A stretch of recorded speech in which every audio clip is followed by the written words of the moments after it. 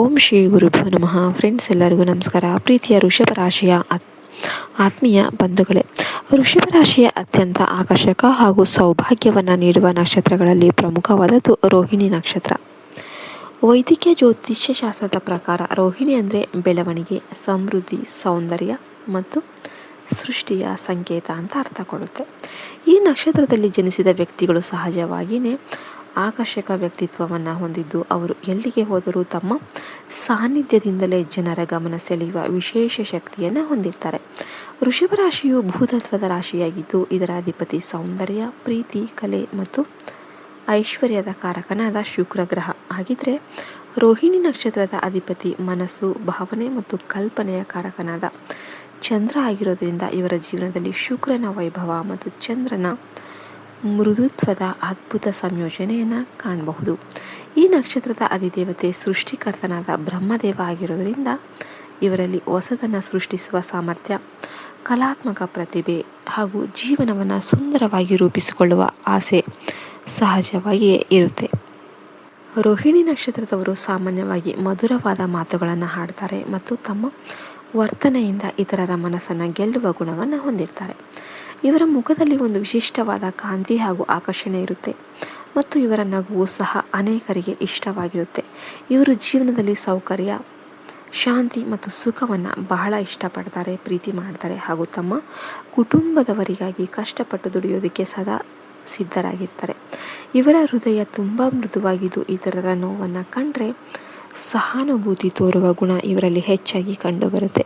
ಆದರೆ ಕೆಲವೊಮ್ಮೆ ಅತಿಯಾದ ಭಾವನಾತ್ಮಕತೆಯಿಂದ ಸಣ್ಣ ವಿಷಯಗಳಿಗೂ ಕೂಡ ಮನಸ್ಸಿಗೆ ನೋವು ಮಾಡಿಕೊಡುವಂತಹ ಸಾಧ್ಯತೆ ಇರುತ್ತೆ. ರೋಹಿಣಿ ನಕ್ಷತ್ರದವರು ಸಾಮಾನ್ಯವಾಗಿ ಉತ್ತಮ ಕಲಾವಿದರು, ವ್ಯಾಪಾರಿಗಳು, ಕೃಷಿಕರು, ವಿನ್ಯಾಸಕಾರರು, ಸಂಗೀತಕಾರರು ಹಾಗೂ ಸೌಂದರ್ಯ ಮತ್ತು ಸೃಜನಶೀಲತೆಯ ಕ್ಷೇತ್ರಗಳಲ್ಲಿ ದೊಡ್ಡ ಯಶಸ್ಸನ್ನು ಪಡೆಯುವ ಸಾಮರ್ಥ್ಯವನ್ನು ಹೊಂದಿರ್ತಾರೆ. ಇವರಲ್ಲಿ ಹಣ ಸಂಪಾದಿಸುವ ಉತ್ತಮ ಯೋಗವಿದ್ದು, ಧನವನ್ನು ಆಕರ್ಷಣೆ ಮಾಡುವ ವಿಶೇಷ ಶಕ್ತಿ ಕೂಡ ಕಂಡುಬರುತ್ತೆ. ಜೀವನದ ಆರಂಭದಲ್ಲಿ ಕೆಲವು ಏರಿಳಿತಗಳು ಮತ್ತು ಪರಿಶ್ರಮದ ಅವಶ್ಯಕತೆ ಇದ್ದರೂ ಕೂಡ ವಯಸ್ಸು ಹೆಚ್ಚಾದಂತೆ ಇವರ ಅದೃಷ್ಟ ಕೂಡ ಬಲವಾಗುತ್ತಾ ಹೋಗುತ್ತೆ ಮತ್ತು ಆರ್ಥಿಕವಾಗಿ ಸ್ಥಿರವಾದ ಜೀವನವನ್ನು ನಿರ್ಮಿಸಿಕೊಳ್ತಾರೆ. ಇವರು ಸಾಮಾನ್ಯವಾಗಿ ಉತ್ತಮ ಮನೆ, ವಾಹನ, ಭೂಮಿ ಮತ್ತು ಐಶ್ವರ್ಯವನ್ನು ಸಂಪಾದಿಸುವ ಭಾಗ್ಯವನ್ನು ಹೊಂದಿರ್ತಾರೆ. ಪ್ರೀತಿಯ ವಿಷಯದಲ್ಲಿ ಇವರು ಅತ್ಯಂತ ನಿಷ್ಠಾವಂತರಾಗಿದ್ದು, ತಮ್ಮ ಸಂಗಾತಿಯನ್ನು ಮನಪೂರ್ವಕವಾಗಿ ಪ್ರೀತಿ ಮಾಡ್ತಾರೆ. ಕುಟುಂಬಕ್ಕೆ ಹೆಚ್ಚಿನ ಮಹತ್ವ ನೀಡುವ ಇವರು ತಮ್ಮ ಸಂಬಂಧಗಳನ್ನು ಕಾಪಾಡಿಕೊಳ್ಳೋದಕ್ಕೆ ಸಾಕಷ್ಟು ಪ್ರಯತ್ನ ಮಾಡ್ತಾರೆ.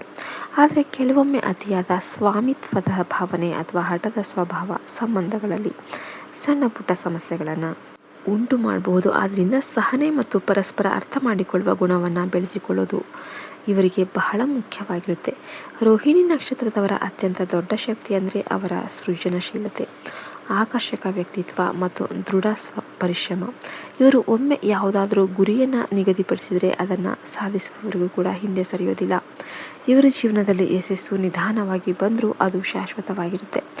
ಜ್ಯೋತಿಷ್ಯ ಗ್ರಂಥಗಳ ಪ್ರಕಾರ ರೋಹಿಣಿ ನಕ್ಷತ್ರದವರು ತಮ್ಮ ಜೀವನದಲ್ಲಿ ಇನ್ನಷ್ಟು ಸೌಭಾಗ್ಯ ಮತ್ತು ಶಾಂತಿಯನ್ನು ಪಡೆಯೋದಕ್ಕೆ ಪ್ರತಿದಿನ ಚಂದ್ರದೇವರನ್ನು ಸ್ಮರಿಸೋದು, ಸೋಮವಾರದಂದು ಶಿವನ ಆರಾಧನೆ ಮಾಡೋದು ಹಾಗೂ ಓಂ ನಮಃ ಶಿವಾಯ ಮಂತ್ರವನ್ನು ಜಪಿಸೋದು ಅತ್ಯಂತ ಶುಭಕರ ಅಂತ ಹೇಳಲಾಗುತ್ತೆ.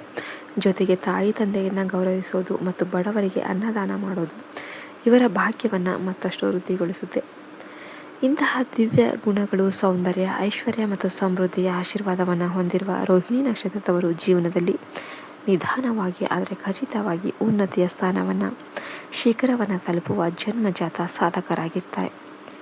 ನಿಮಗೆಲ್ಲ ಈ ವಿಡಿಯೋ ನಿಮ್ಮ ಜೀವನಕ್ಕೆ ಹತ್ತಿರ ಇದೆ ಅನಿಸಿದರೆ ವಿಡಿಯೋಗೆ ಲೈಕ್ ಮಾಡಿ, ಶೇರ್ ಮಾಡಿ, ಸಬ್ಸ್ಕ್ರೈಬ್ ಮಾಡಿ. ಮತ್ತೆ ಮುಂದಿನ ವಿಡಿಯೋದಲ್ಲಿ ಸಿಗೋಣ. ಎಲ್ಲರೂ ಕೂಡ ಜೈ ಹನುಮತೆ ಅಂತ ಕಮೆಂಟ್ ಮಾಡಿ. ಜೈ ಹಿಂದ್, ಜೈ ಭಾರತ್ ಮಾತೆ. ಹರಿ ಓಂ ತತ್ಸತ್. ಸರ್ವೇ ಜನೋ ಸುಖಿನೋ ಭವಂತು.